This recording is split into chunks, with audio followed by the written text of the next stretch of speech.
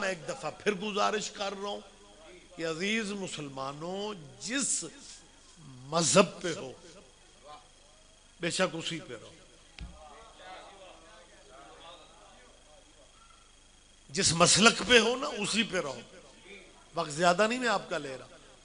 مسلمان بھائیوں، جنہیں مان رہے ہو انہیں ہی مانتے رہو، لیکن اپنی دکانوں کے تھڑوں پہ بیٹھ کے سوچو جنہیں مان رہے ہو کیا ان کا نام اللہ کی نماز میں لے سکتے ہو؟ نہیں میرا خیال ہے میں سمجھا نہیں سکا.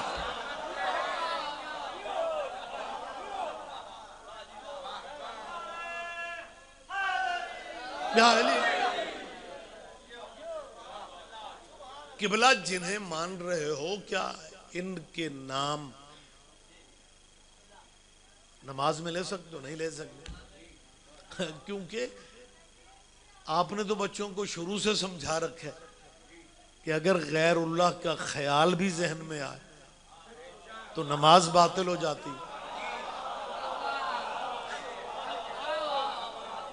جبکہ آپ کے یہ درس و تدریس والے لیکچر جو ہیں نا، حقیقت میں ان کی حیثیت ہی کوئی نہیں.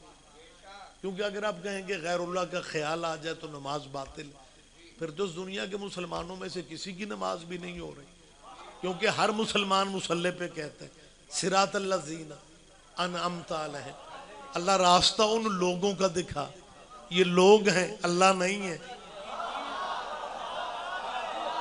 بولے میرے ساتھ، آپ ذرا رحمت فرمائیں. الحمد ہے، الحمد کے بغیر نماز نہیں ہوتی. سورہ فاتحہ کے بغیر نماز نہیں ہے. ہر صورت میں نماز بہر صورت، سورت فاتحہ بہر صورت پڑھنا پڑتا. اور اس میں یہ کہتے ہیں کہ راستہ ان لوگوں کا، صراط الذین انعمت علیہم، اللہ راستہ ان لوگوں کا دکھا جن لوگوں پہ تیری نعمت نازل ہو.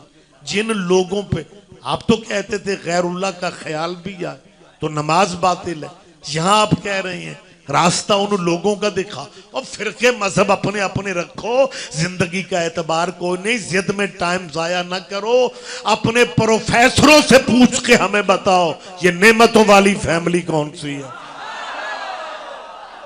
نہیں کچھ بندے حیران ہو کے مجھے دیکھ رہے ہیں.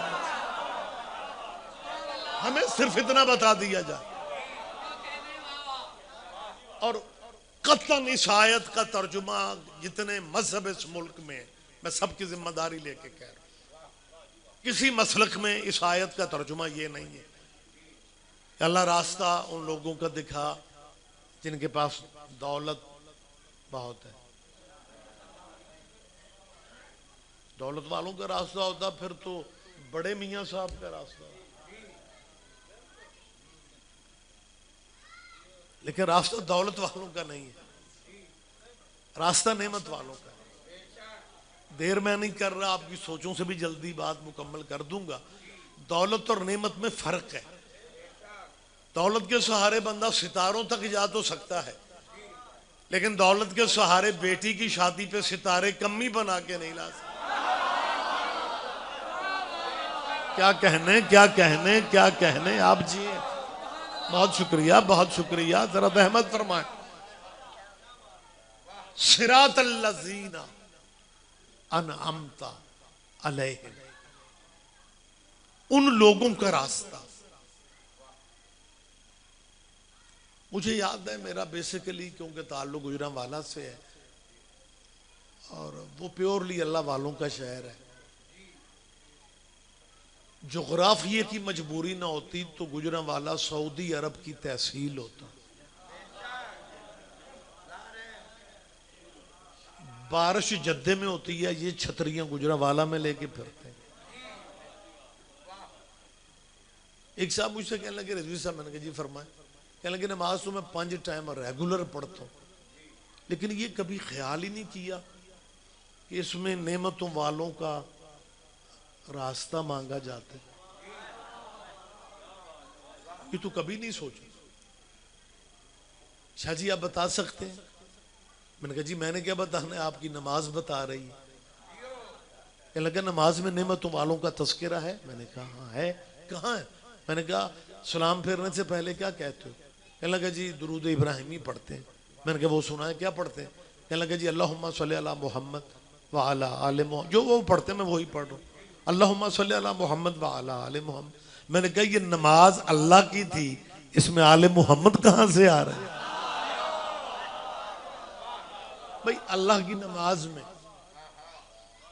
کما صلی تعالی ابراہیم وعلی آل ابراہیم انکا حمید مجید، اللہ درود بھیجو پر محمد کے اور ان کی آل پہ، جیسا تو نے درود بھیجا اوپر ابراہیم کے اور ابراہیم کی آل پہ۔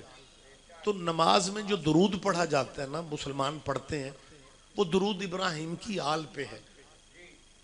بڑا جید جیتا جاگتا نکھرا نتھرا مجمع میرے سامنے ہے۔ آل محمد پہ اسی طرح درود بھیج جیسے ابراہیم کی آل پہ بھیجا۔ ابراہیم مہمان نواز نبی تھا، بغیر مہمان کے اللہ کے اس نبی ابراہیم نے کھانا نہیں کھایا۔ جو بندے مہمان نواز ہوتے ہیں نا، ان کے یار دوست بھی بڑے ہوتے ہیں۔ ابراہیم کے یار دوست بھی بڑے تھے، لیکن درود ابراہیم کے یاروں پہ نہیں ہے۔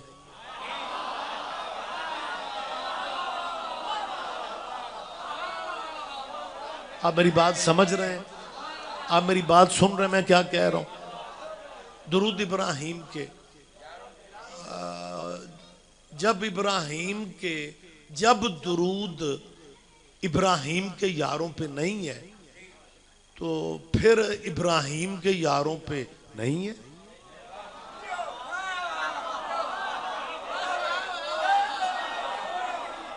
کیا کہنے آپ کے، کیا کہنے؟